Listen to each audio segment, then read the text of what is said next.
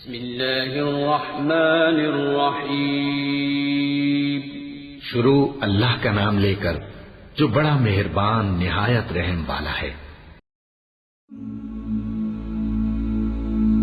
Islamic hub کے معزز دوستو، میں ہوں ماجد ملک اور اب تمام دیکھنے اور سننے والوں کو السلام علیکم۔ معزز دوستو، قوم سمود وہ قوم تھی جس نے حضرت صالح علیہ السلام سے مطالبہ کیا تھا کہ اگر آپ نبی ہیں تو پہاڑ سے ایک اونٹنی برآمد کریں جو ہمارے سامنے بچہ دے اور دودھ بھی پلائے۔ آج کی زیر نظر ویڈیو میں ہم آپ کو حضرت صالح علیہ السلام اور ان کی قوم کے حوالے سے اہم معلومات فراہم کرنے کی کوشش کریں گے۔ تو آئیے ناظرین، آج کے دلچسپ اسلامی موضوع کا آغاز کرتے ہیں۔ معزز دوستو، حضرت صالح علیہ السلام سام بن نوح کے بیٹے ارم کی اولاد میں سے تھے۔ حضرت صالح علیہ السلام جس قوم کی طرف مابعوث کیے گئے وہ قوم سمود کہلاتی تھی اور حجاز اور شام کے مابین عربوں کی مشہور تجارتی شاہراہ پر واقع وادی قرا میں آباد تھی۔ یہ شاہراہ یمن سے بحر احمر کے ساحل کے ساتھ خلیج عقبہ کے کنارے سے نکل کر شام کو جاتی ہے۔ اس قوم کو سمود اس لیے کہا جاتا ہے کہ ان کے جد اعلیٰ سمود تھے۔ یہ قوم سامی اقوام کی ایک شاخ ہے اور قوم عادی کا بقیہ گروہ جو کہ عاد اولیٰ کی ہلاکت کے وقت حضرت ہود علیہ السلام کے ساتھ بچ گئے تھے۔ یہی لوگ عاد ثانیہ کے نام سے مشہور ہوئے۔ تاریخی کتب میں آیا ہے کہ قوم سمود نہایت طاقتور تھی۔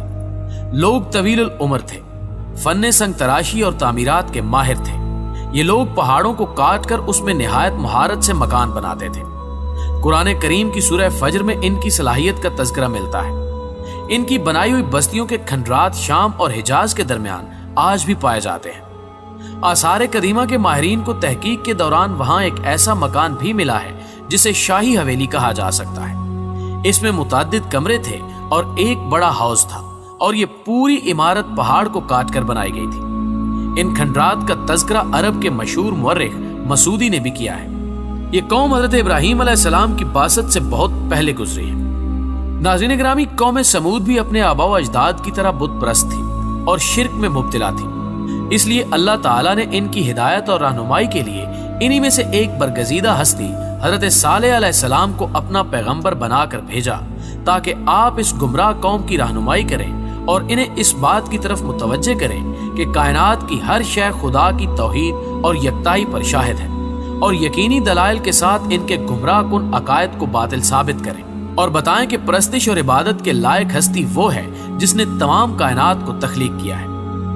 حضرت صالح علیہ السلام نے پیغمبروں کی سنت کے مطابق ہدایت و تبلیغ شروع کر دی اور لوگوں نے اپنے آباء و اجداد کا شیوہ اختیار کر لیا۔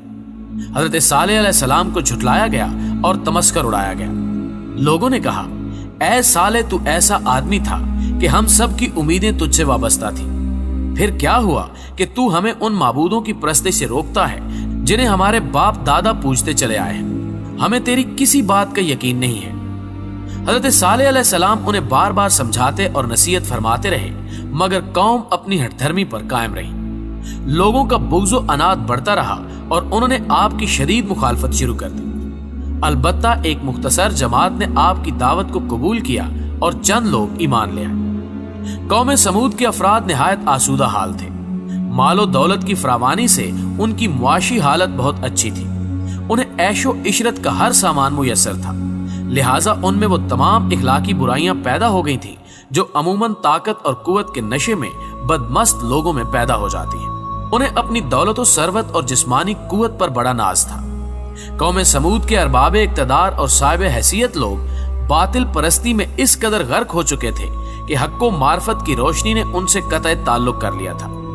اہل باطل حضرت صالح علیہ السلام کی تبلیغ کے جواب میں کہتے، اے صالح، اگر ہم پسندیدہ طریقے پر نہیں اور ہمارے معبود باطل ہیں تو آج ہم کو یہ دھن دولت، سرسبز و شاداب باغات، سامان آسائش کی فراوانی اور بلند اور عالی شان محلات حاصل نہ ہوتے۔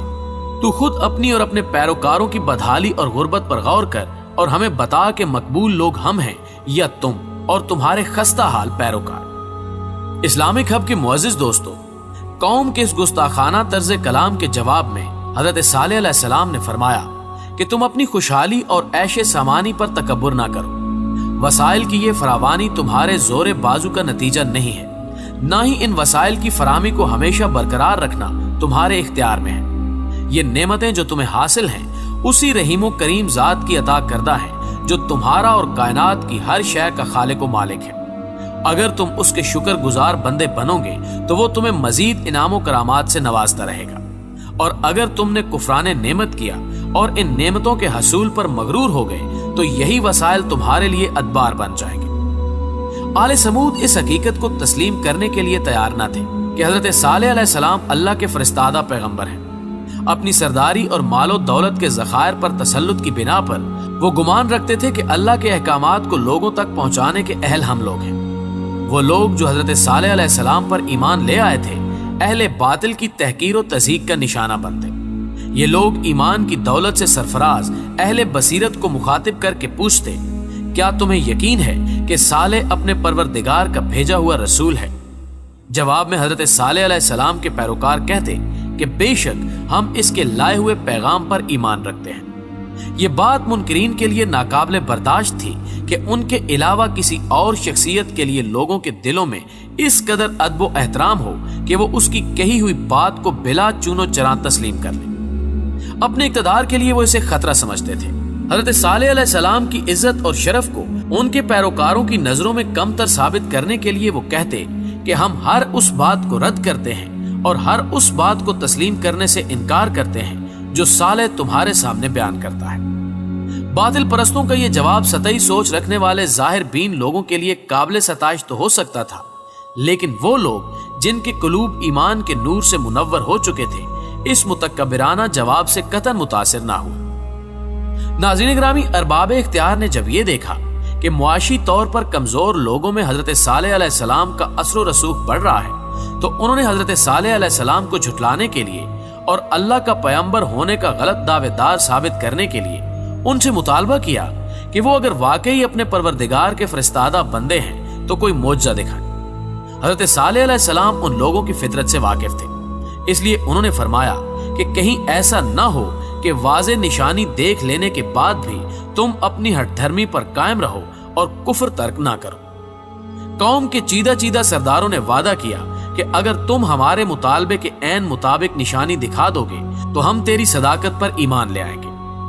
ظاہر پرست سرداروں کے پیش نظر یہ بات تھی کہ ایسی نشانی کا مطالبہ کیا جائے جس کا پورا ہونا ناممکنات میں سے ہو، اور جب حضرت صالح علیہ السلام ان کے مطالبے کے مطابق معجزہ دکھانے میں ناکام رہیں گے تب عوام الناس خصوصاً حضرت صالح علیہ السلام کے پیروکاروں کے سامنے حضرت صالح علیہ السلام کو نبوت کا جھوٹا دعوے دار ثابت کرنے میں وہ کامیاب ہو جائیں گے۔ لہٰذا اپنی محدود عقل و فہم کے مطابق انہوں نے مطالبہ کیا کہ سامنے پہاڑ میں سے ایک ایسی اونٹنی ظاہر ہو جو اسی وقت بچہ دے اور دودھ بھی دے۔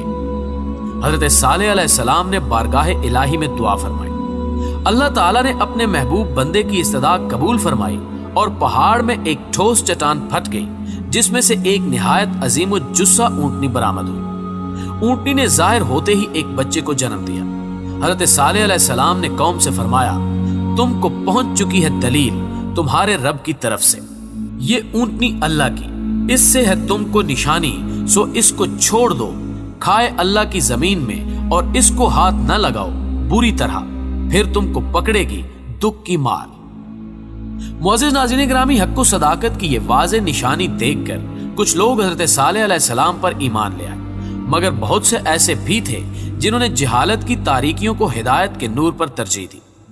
حضرت صالح علیہ السلام نے قوم کے تمام افراد کو تنبیہ کی کہ دیکھو یہ نشانی تمہاری طلب پر بھیجی گئی ہے، اللہ کا یہ فیصلہ ہے کہ پانی کی باری مقرر کی جائے۔ ایک دن اونٹنی اور اس کے بچے کے لیے چشمے کا پانی مخصوص ہوگا، اور اس دن قوم کا کوئی فرد یا ان کے جانور چشمے کے پانی کو استعمال میں نہیں لائیں گے، جبکہ ہفتے کے باقی دن وہ لوگ اور ان کے جانور پانی کے چشمے کا استعمال کریں گے۔ حضرت صالح علیہ السلام نے قوم سمود سے وعدہ لیا کہ اونٹنی کو ضرر نہیں پہنچائیں گے۔ سرداروں نے اس بات کو ماننے کے لیے یہ شرط رکھی کہ وہ اونٹنی کو اپنی چراگاہوں میں چرنے کی اجازت اسی صورت میں دیں گے کہ انہیں اونٹنی کا دودھ میسر ہو۔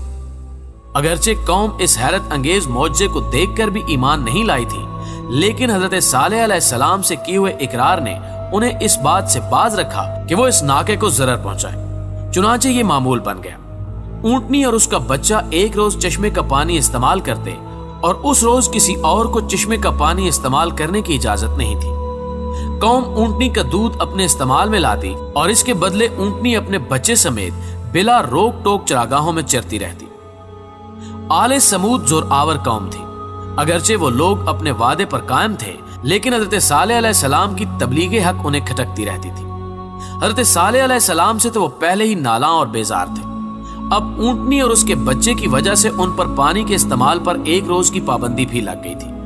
یہ بات ان کے لیے ناقابل برداشت تھی، سو انہوں نے آپس میں صلاح مشورہ کر کے اونٹنی کو کاٹ ڈالنے کا منصوبہ بنایا اور اس ناپاک منصوبے پر عمل درآمد کرنے کے لیے چند افراد کو آمادہ کر لیا۔ ناظرین گرامی، ایک روز جب کہ اونٹنی اپنے بچے کے ہمراہ چراگاہ میں گھاس چر رہی تھی، انہوں نے موقع پا کر اس کو مار ڈالا۔ وہ جب اونٹنی کو زیر کرنے میں مصروف تھے، تب اونٹنی کا بچہ وہاں سے بھاگ نکلا۔